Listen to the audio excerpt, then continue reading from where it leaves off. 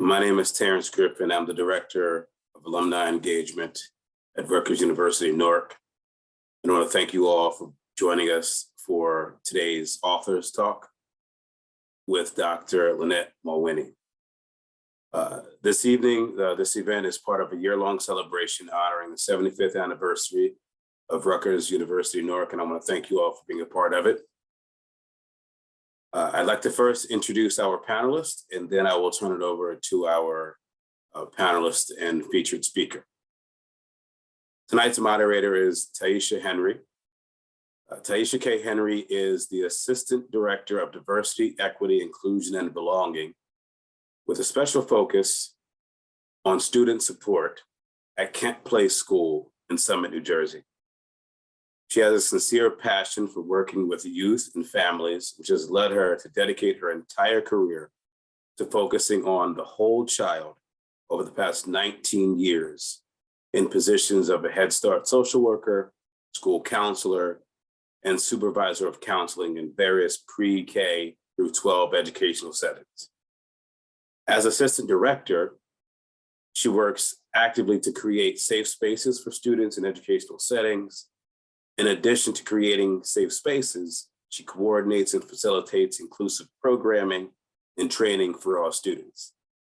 She provides resources, support, and engages teachers by partnering with them to support inclusive curriculum and programming that highlights the content, concepts, and skills that students need related to diversity, equity, and inclusion.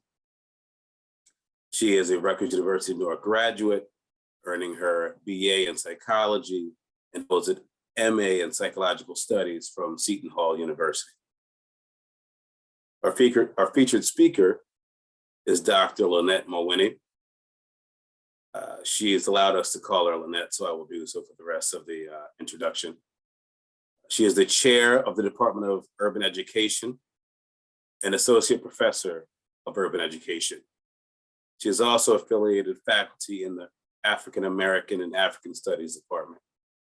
She started her teaching training at Penn State University, earning a bachelor's degree in secondary education, English, and communications with a minor in movement science to use for athletic training with youth and adults. Later, she earned her master's and PhD in urban education at Temple University. Her research focuses on the professional lives of urban teachers and pre-service teachers with a specific focus on teachers of color. The schooling experiences of urban youth, biracial identity development, and autoethnographic approaches in educational settings. That was a mouthful.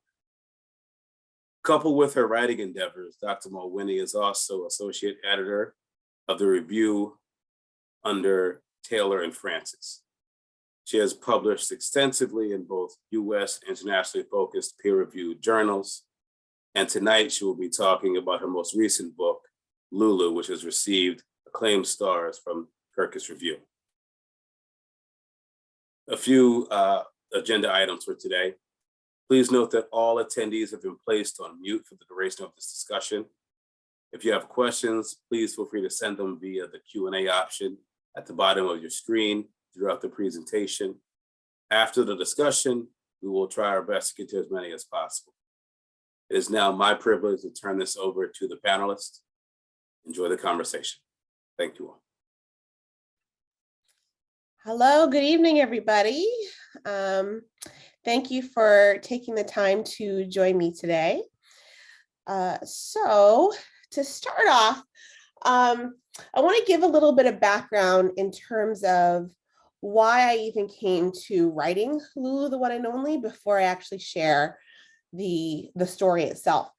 And a lot of this. I'm sorry, we're seeing your presenter mode. Interesting.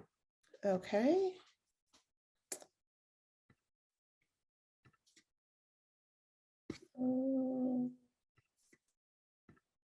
Is that better? Perfect. Okay, sorry about that. So anyway, I want to talk about how I even came to this story of Lulu, the One and Only. And So by day, as Terrence read, I am a teacher educator and I was a high school English teacher.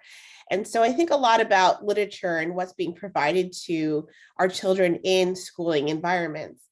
And one thing that we know is that racial identity, not only for how kids see themselves in literature, but how they see others, is really important and it really matters, right? And why it matters is because identity development starts very early for children. So children develop racial biases by the ages 3 to 5, right? So very early on, they're trying to figure out who they are, what that means, and then how does society kind of fit into all of that. And so it's really important thinking about this is having different representation of people within literature that's also provided to schools. But from my experience as a teacher, also as a teacher educator, often that's lacking in a lot of schools and school districts. To give you an example, the largest school district and the most diverse in the country, so the largest and the most diverse, is New York City Public Schools, right? And last year, there was a study that came out, a big report on what literature are small kids getting within the New York City public school system, right? Considering, again, A, it's the largest district, and B, it's the most diverse in the country. And so the New York City Coalition for Educational Justice did a review of all the curriculum.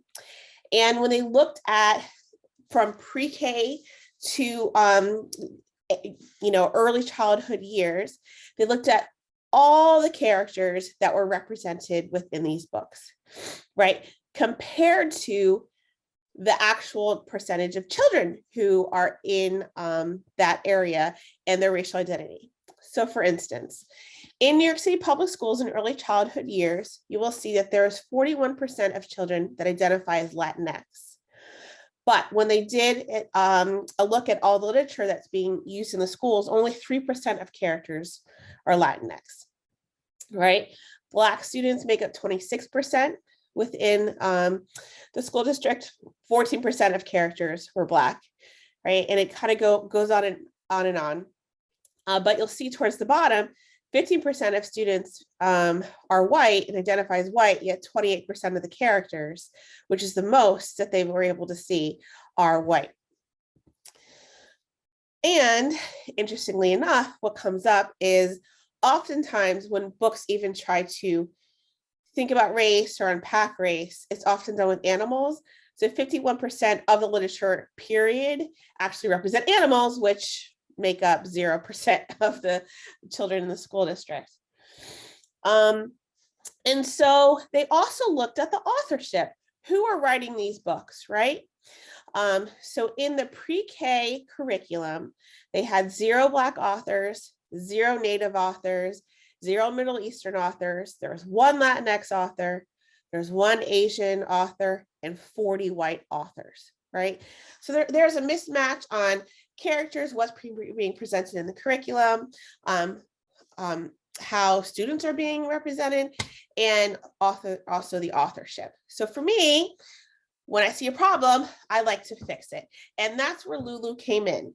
I wanted to provide a book that can be used in schools with the early childhood years that can really have different representations of race and can actually talk about race and unpack it. And that's where Lulu, the One and Only, came into play. And it's very interesting because when Lulu came out, it takes a while for books to kind of come through. So from the time this manuscript was submitted to the time we had illustrators and it got published, it took 2 years. But when the book actually came out, it came out June of 2020, which was literally just a few days after George Floyd's death. And so it actually came at a really pivotal time within our country when parents were really trying to figure out ways to talk about race because it was all over the place. So it actually had good timing in a sad way. So what I'm going to do right now is I'm actually going to read this story to you so we can use it as a jumping off place to talk about.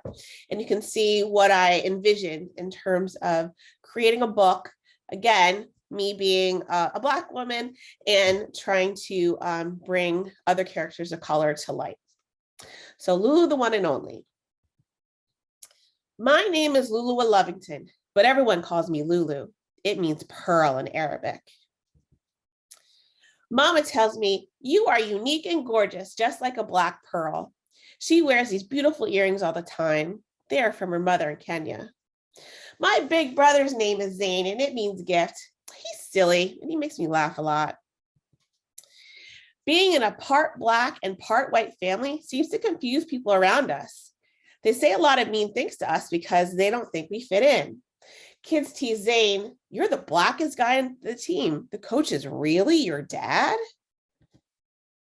When I play in the park, the other moms always think Mama is my sitter. What do you charge? We are looking for one. When I'm out with Daddy, some people think I'm adopted. That's so nice that you gave her a good home. Where did she come from? Everyone else might be confused, but I'm not. I love our family. But being a mix of Mama and Daddy brings around that question. I hate that question. What are you? What are you? So what are you? What are you?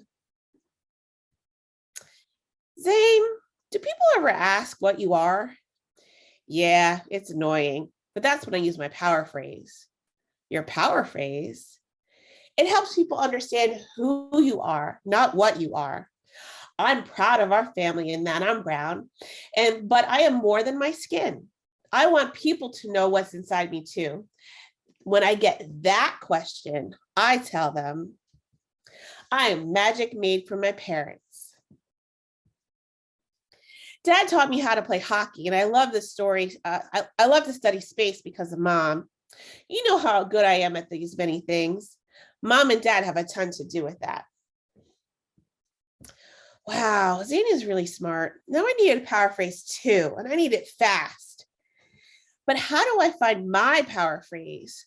The question is not what am I, but who am I? I'm a good singer. I'm fast and strong. I'm loving and kind. I'm a Black pearl, unique and gorgeous. I've got to get this right. The next day, Billy asked, hey, Lulu, what are you? It was time. I'm Lulu Lovington, the one and only. Cool, said Billy. Do you like to sing? We sat together at lunch and sang our favorite songs. The real treasure is inside, just like an oyster holds a pearl, and just like me. Lulu Lovington, the one and only. So what's nice with the publisher, they always do a note to parents or guardians at the end of the book. So we put an author's note in here in the back for ways that parents can really think about and talk about race and why it's important. The idea of like the actual act of doing it, how to listen and how to work on developing self-love. Also, in addition to this, I worked on building a parent and teacher activity and curriculum guide that can be found free online. So there's further activities on how you can use this book, either in your classroom or at home with your children, on how to actually think about and talk about race. But and so that was the activity guide. These are some of the activities: palm portraits, our museum of culture, power phrases, hello, my name is, and getting to know you. For the teachers in the group, in this activity guide, it's also connected to core curriculum and their standards, so you can see how it actually can directly work into your classroom. But at the end of every presentation, I also like to uplift other authors who, again, are authors of color and are talking about or thinking about race or have characters that can represent different children. So I just like to share those also to add to people's toolbox, because there is some great stuff that's really coming out there. Lupita Nyong'o, who is a Kenyan, very famous actress. She's in Black Panther and a number of other things, and I think won an Academy Award for her work. She actually did this book with Vashti Harrison, who's a very well-known illustrator in the children's book world. She is a best-selling author and illustrator. Called Sulwe, which is a wonderful book, really unpacking colorism. So I highly recommend that. Vashti also illustrated this book. A lot of people know this book, Hair Love, which is wonderful. They actually made it into an animated short, which won an Oscar. So really kind of embracing hair.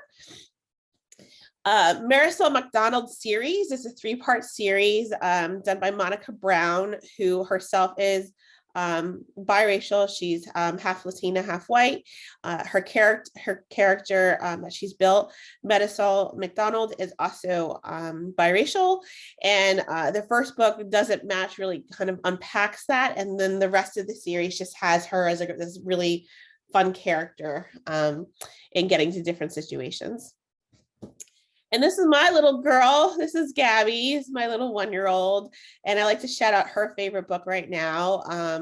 It is as a board book, but it also is as a picture book, like for, like early childhood ages. It's by Mahogany Brown, called Woke Baby. It's a wonderful book thinking about babies and children and how they can really kind of find their voice and advocacy in the world. So I'm going to pause there, because I know I just shared a lot in terms of how the book came to be, how I went around thinking about the book, and actually sharing the book. So I'm going to stop my share now so we can take some questions.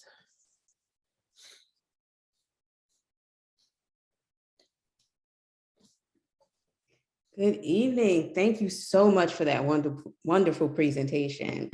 At this time, I have a few questions that I would like to ask you in regards to your journey with the book, Lulu, the One and Only. Lynette, can you provide us with a quick synopsis of the book, Lulu, the One and Only? Although you did read it to us, just, if someone might have come on a little later, can you just give us a quick synopsis of the book? Sure. So I would say Lulu, the One and Only is a book about a biracial girl who is trying to figure out how to navigate the world when she's asked this question of what are you in society, and how she learns to deal with that. Great, thank you. As you are the author of many books about education, when did you realize that you wanted to write a children's book? I think I realized it as soon as probably like 22 years ago. I'm in my 22nd year as a teacher, probably pretty right away. Being a teacher, although I wasn't an elementary teacher, I was quickly finding in the high school realm how hard it was for me to even argue to get other books within the curriculum. And I kept thinking about how that started early. So it's certainly been in the back of my head.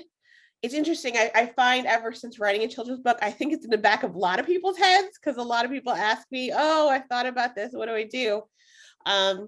But I would say Lulu came into my mind for 10 years. She was in my head for 10 years. And it was finally just one day that I figured, I was at a writing retreat working on nerdy academic writing, and I decided to put it aside and actually get Lulu out of my head. So from the time I started writing to actually sending it to the publishers, it was a 2-week turnaround, which is it's unheard of, because she's literally was rocking around in my head for 10 years, which is part of the writing process. So yeah, it was kind of fast when she finally hit the pages. Very nice. As the author of your very first children's book, what inspired you the most to write this book? Seeing the gap and seeing the problem. I'm a person who likes to problem solve. I don't like to sit around and complain about this, that, and the third. If you're not part of the solution, you're part of the problem, kind of thing. So I was like, let's just give it a shot. And I really lucked out. The press, Magination Press, who I'm underneath with, which is actually it's a branch of the American Psychological Association. All of their books have to have some type of like moral or something where kids have to, kind of do something. And I just really appreciate their vision. The stuff that they've been putting out for years is way ahead of the curve. And so I really lucked out to find a publisher that was also willing to see my vision and kind of move forward with it. That is great. What do you want readers of any age? And the reason I say any age, because when I purchased the book, I've read it 3 times and I'm over 40. So that's why I talk about any age. What do you want readers of any age to take away from this book and why? Of any age, it's going to be that power phrase and finding, when asked any type of uncomfortable question or one that might push against, what you think, of knowing that you have a voice and you have something to share. And it's okay to kind of push back a little bit, and not always just accept what society's throwing at you. To piggyback off of that, one of the most powerful parts of the book for me was when Zane expressed to Lulu that he has a power phrase that helps people understand who you are and not what you are. Have you ever had to create a power phrase? Yes. So, although I identify as a Black woman, I am biracial. So this is a question that everyone who's biracial of any type of makeup has been asked over and over again. And I did have a power phrase. So when I was in high school and people would ask me, what am I? My response was quite snarky, to be honest. I would say I'm fabulous. Thanks for asking. But it's interesting over the years, as I've become a scholar who thinks and writes and talks about race, when I'm asked that, and I'm still asked that a lot, I often say, I use it as an opportunity to have a dialogue. So, tell me why you're asking me that, and let's talk a little bit more, about that. I eventually end up sharing, but I also talk around, like, let's talk about also why that question can be a little problematic, right? Mm-hmm. So yeah. So to answer the question of how to paraphrase, my power phrase has developed over the years. Okay. And how can we as educators and parents encourage this mindset to our children? Encourage the mindset of having a power phrase, or it's just one of the activities, in the free curriculum and activity guide is actually doing power phrases. I've had teachers and parents from all over the country. Probably once a week I get some message saying, like, here power phrases. I've had videos of kids doing power phrases. It's just a matter of doing it, and kids really embrace it and they love it. And that's what I wanted them to get out of it, is that this is an actual tool that you can use, you can do right now. After reading Lulu, I remember us doing a book talk out in Washington State, and there was this boy who had very long hair. So people would always ask him, like, what are you? Are you a girl or boy? And so his power phrase was like around gender, and, and just embrace it. And just for kids to just try to dive in and give it a shot, because this question relates to people in different ways, or there's uncomfortable questions that they're asked, and just trying to provide a way and an outlet for kids to empower themselves. Great, thank you. And it's so needed. It really is, right nowadays, especially. When reading Lulu, the One and Only, how would you explain to parents that this book can address the social emotional needs of a child? When reading it, how can parents use it to address it? Yeah. So again, I'm going to go to the free guide, because it gives some questions on how parents can have this dialogue. But what's great about Lulu is she's a character that people often really fall in love with. She's relatable, and so it makes it easy for a gateway for parents to have these conversations about social and emotional development, what makes us uncomfortable, what are society's views with it, whether it's race or something else. And that was important for me for writing the book, so it can provide this outlet for parents to talk about, social, emotional, around race in this case. because, oh, I just lost my train of thought. Pregnancy brain. What was it? Where was I just going with that? Wow. I really just lost my train of thought. It's okay. It's okay. Yeah, let me come back to that because I really lost where I was trying to go with that. Oh, that's what I want to say. Got it. It was the fact that it's talking about a serious topic, but it doesn't stay serious. You know, there's a point in the book where I had an interview on a podcast, and the podcaster was saying that part in the park with her mom, and the person's asking, you know, how much do you charge, thinking that the mom's a babysitter. And he shared the reaction he had when reading that was, ooh, but he was able to still lead into the book. Mm-hmm. So that's like a part where that gets pretty serious, but it gets a little bit lighthearted. So I wanted this also, so with this kind of ebb and flow of Lulu as a character, from seriousness to lightheartedness, from finding a tool, all of those things provide a way for parents to have dialogue around social emotional learning, right? You can actually have this as a social emotional learning activity around just having dialogues around our feelings and what that means. I think Lulu provides a really great gateway because of the variance within the story. Absolutely. Sorry, I lost my thought in the middle. No, that is fine. Absolutely. That is, I agree 100%. Lynette, what is your favorite part of the book and why? My favorite part is, I think, when Zane presents his power phrase. I don't think people are expecting it to kind of go that way, but how he embraces himself and shows how he loves himself, how his parents play into, you know, how he sees himself in the world, and that's what plays into his power phrase. I think that's my favorite part because that's also really the shift in the story starts at that point. So that's my favorite part. No one's ever asked me that before. Thank you. That was my favorite part as well. Yes.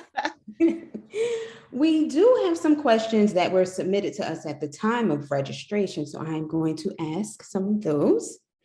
The first question is, how were you able to get a literary agent? Yeah, I actually get this question a lot. What is actually interesting is because Magination Press on occasion has open calls for submitting proposals. Because I'm an expert in the field, they were able to take it without me having an agent. But since then, I actually have other children's books under contract, but I actually have still not been able to find an agent. And I had a conversation with a top editor at Penguin saying, like, why am I struggling? And she said, I don't know why, because your books sell really well. But she goes, I actually think it might be because you talk about things that agents are scared to represent, which is around race. And then this gets a little bit into the industry, right? Which goes back to the first part. Who's writing these books? Mm-hmm. How are they being represented? You know, again, a lot of animals. And so I'm part of the Society for Children's Book Writers and Illustrators. If someone is looking for an agent, it's a great place because there are conferences where agents will be on hand and you can submit stuff and that you can get feedback and see if they'll take you. But at these conferences, it's, how do I say this?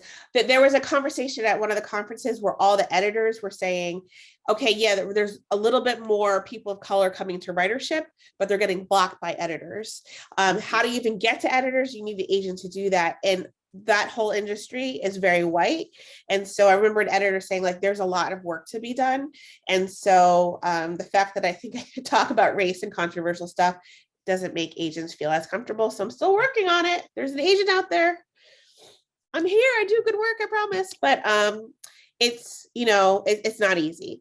What is needed to get an agent, if someone is interested, is you would look up an agency, you would look up someone who would fit well with what they're looking for. They'll say children's books or board books about X, Y, and Z.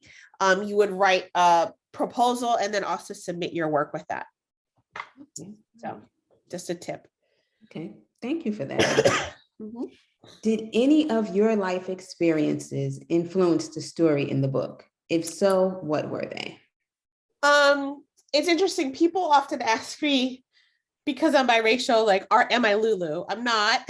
It wasn't even my family makeup. It was different. I have a white mother, Black father. But I would say that the influence is being asked the "what are you" question. Mhm. In some of the experiences of walking around the world with parents that look different, right? And how people react. But besides that, like, no, she's, a character that I made up. But I would say it's mostly not on my own experiences versus is. That was a good question too. Very Thank you. I am going to check the Q&A. We have some questions in the Q&A as well. We have a lot of questions, Lynette. Okay. This is good. Have you found that many schools are using the book?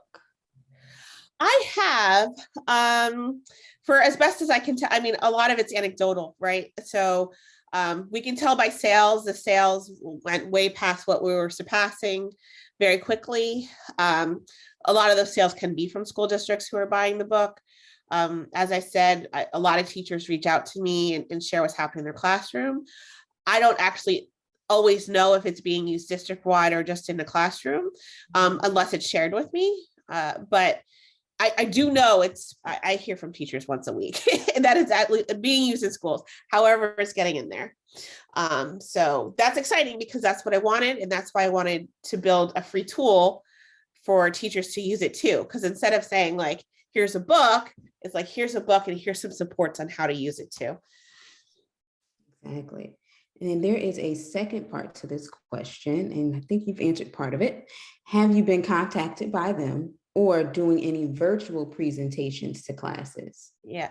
So I have done some virtual presentations. A couple were district-wide, especially last year on my book tour. I'm always open and free to do that. I don't charge districts for any of that. Just the idea of using Lulu in the classroom and to keep, continue using it. So yeah, but there was the first part to the second part, which was, have I been contacted by them? Yes. And my website is LynetteMalwini.com. If anyone is interested and wants me to do a reading, I can do that. I will say though, in 2020, it was a little awkward because everyone was just trying to adapt to COVID life, which was not easy, and teachers were just trying to keep their head afloat. So I did do some, but probably not as much as I would expect to. But this year's been a little different. Great. Well, Lynette, we have answered all of our questions from registration, my questions, and those in the Q&A. So I definitely thank you for joining us this evening and answering all of our questions. It was such a pleasure. At this time, we will have closing remarks from Terrence.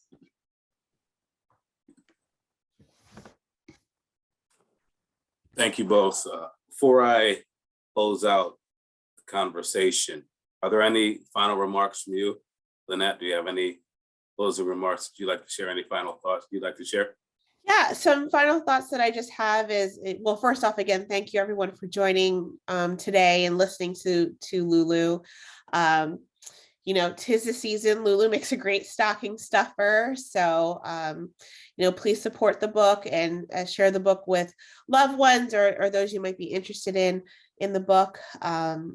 Again, because I think she has a lot to say as a character and to help, share the love. If you have any questions, I am accessible. Like I said, my website, LynetteMalwini.com. I can put it in the chat. You can message me through my website if you have any questions or any requests. I check that regularly, and that's how a lot of people get in touch with me. So thank you again. Thanks so much. On behalf of the Rutgers University Alumni Association, we'd like to thank you all for spending your time with us. To our speakers, we'd like to thank you for sharing your time, your wisdom, and your expertise. To all the attendees, we hope that you all have a warm and enjoyable holiday season. Cheers. Have a great night.